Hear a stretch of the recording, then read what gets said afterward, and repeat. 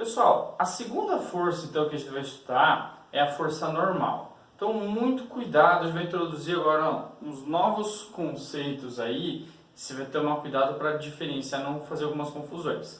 Bom, primeiro, a força normal é uma força de contato, ela depende de contato, mas professor, contato entre quem? Contato entre duas superfícies, certo? Dois corpos rígidos, portanto, eles vão sofrer devido ao contato entre eles. Uma das forças que aparece é a força normal.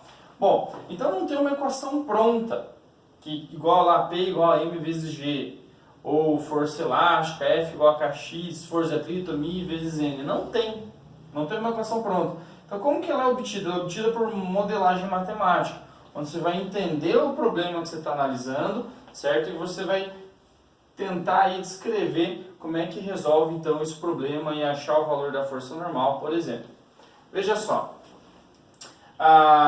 então a força normal, o nome dela significa normal, quer dizer perpendicular. Então uma força que sempre, pessoal, ela vai formar um ângulo de 90 graus com a superfície ali de separação, superfície de contato entre os corpos. Muito bem. A força normal e a força peso, elas vão atuar, em alguns momentos elas vão se equiparar em módulo. Veja, se eu tenho um corpo de massa M, ele nem sobe e nem desce, eu posso dizer que a força que atua aqui para baixo, na direção do centro da Terra, força peso, está se equilibrando com a força normal exercida pela superfície. Isso aqui decorre aí das leis de Newton, a gente vai ver um pouquinho sobre ação e reação. Agora, uma coisa que você tem que deixar claro, normal e peso não constituem um par ação e reação. Vai ter um vídeo só sobre as leis de Newton, onde a gente vai falar sobre a terceira lei, que é a lei da ação e reação, não vai confundir, beleza? Elas não constituem um par de força de ação e reação. Veja, aqui num plano inclinado, nós temos o seguinte, que a força normal que esse plano exerce sobre esse corpo de massa M, apoiado sobre esse plano, ela é perpendicular à superfície, enquanto que a força peso atua aqui na direção vertical, apontando ou dirigida, né, para o centro da Terra.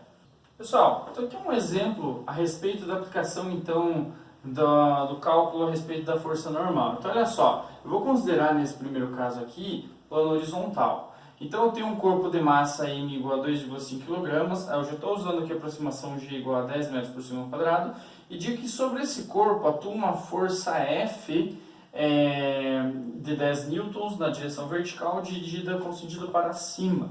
Muito bem, eu quero saber qual que é o valor da força normal sobre esse corpo.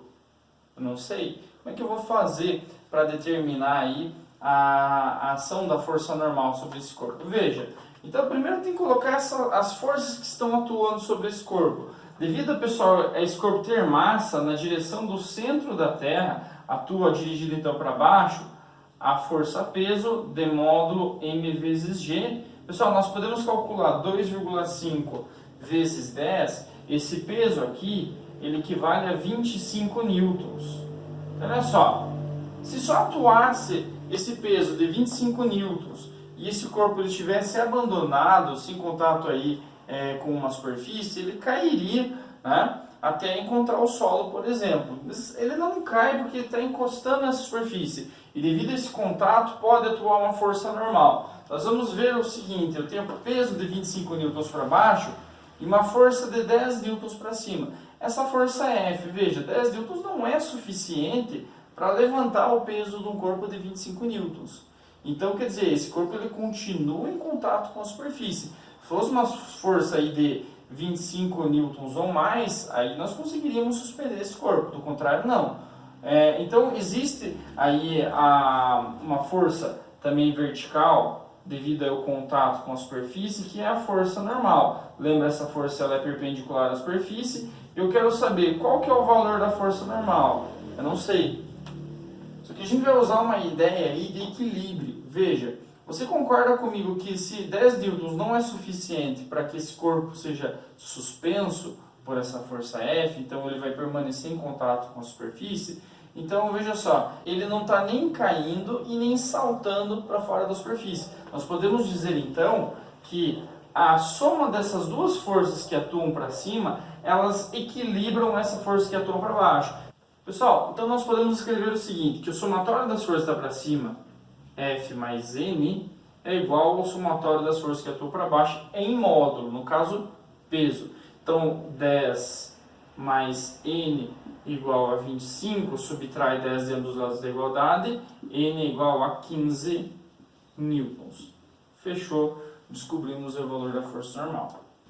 Pessoal, um segundo exemplo que nós podemos precisar calcular aqui o módulo da força normal é num plano inclinado. Então não é mais igual ao peso em módulo, toma cuidado para não cometer esse tipo de equívoco. Então veja, a primeira coisa que você vai fazer é colocar as forças. Vamos lá, respeitando a direção de cada uma. Então o peso é uma força que atua na direção do centro da Terra. Está aqui.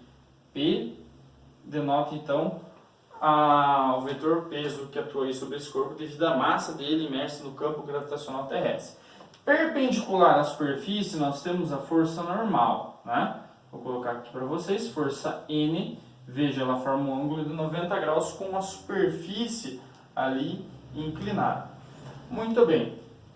Então a primeira coisa é saber o seguinte, galera, independente desse corpo ser arrastado para cima, ser arrastado para baixo, se ele escorrega ou não, o que acontece é o seguinte, ele pode se mover paralelo ao plano. Agora, transversalmente ao plano, ele não se move. Se ele não se move, neste exercício, esta direção transversal ao plano, em que atua a força normal, essa é a direção de equilíbrio. Normalmente nós chamamos essa direção de equilíbrio, então, onde paralela aqui a direção da força normal, de direção Y.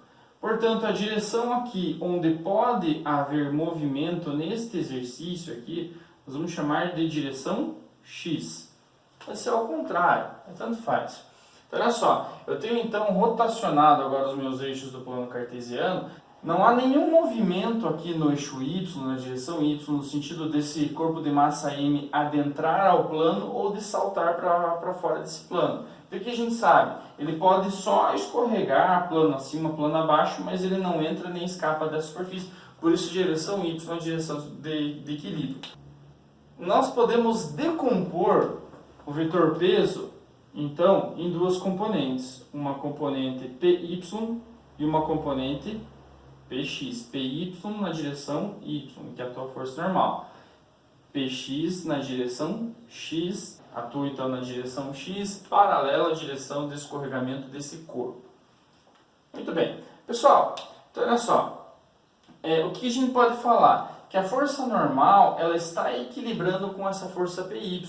A gente vai ter que usar agora algumas relações de trigonometria para dizer qual que é este ângulo formado aqui entre o vetor P e a direção Y, que atua a componente PY, para podermos fazer a decomposição vetorial. Veja o seguinte, se o meu θ ele é 30 graus, então eu sei que aqui é 30, o complemento de 30 é 60. Então se esse pedacinho, vamos lá, se esse pedacinho aqui é 60, por correspondência, eu sei que esse pedacinho aqui de cima também é 60 graus. Se os dois são 60 graus, quanto é que falta aqui embaixo para fechar aqui um ângulo reto? Eu sei que PX é perpendicular a PY. Falta um ângulo de 30 graus. Mas 30 graus é o próprio ângulo θ. Então fica uma dica para vocês. Olha só. Sempre que você tiver um plano inclinado, o ângulo formado entre o vetor peso e sua componente PY é o mesmo ângulo de inclinação desse plano em relação horizontal. Sempre. Você pode fazer por relação de luz complementares, relações aí envolvendo trigonometria no triângulo retângulo. Então veja, quanto maior for a inclinação aqui, também mais inclinado vai estar o PY em relação ao vetor peso aí que atua sobre esse objeto. Pessoal, aqui nós podemos dizer, então, olha só, nós já sabemos que esses ângulos agora eles são iguais, né, θ. Então eu posso dizer o seguinte, que devido à condição de equilíbrio, como o eixo Y é o eixo de equilíbrio, essa componente normal, ela está equilibrando com a componente PY. Então eu posso dizer que normal é igual a PY em módulo. PY é uma projeção, então, no eixo y do vetor p. Lembra que PY aqui, ó, ela encosta no arco que forma o ângulo θ, ela está com um ângulo, então eu posso escrever que PY é P vezes o cosseno de θ, nesse caso 30 graus. É só substituir então, se eu sei que m é 2,4, g vale 10 metros por segundo ao quadrado, eu sei então que o peso desse objeto é 24 newtons. Então veja, normal vai ficar sendo P, que é 24 newtons, vezes o cosseno de 30 raiz de 3 sobre 2. Então eu sei que essa força normal em módulo, ela equivale a 12 raiz de 3 newtons.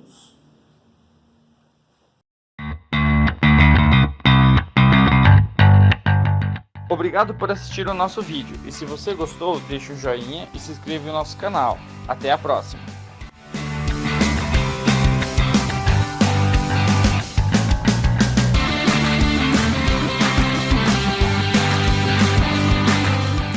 Uma coisa que muita gente confunde é quantidade de matéria e massa. São coisas diferentes. Tá errado? Oi, eu sou o Romeu e no episódio de hoje, brincadeira. Duas coisas que muita gente confunde como se fosse a mesma coisa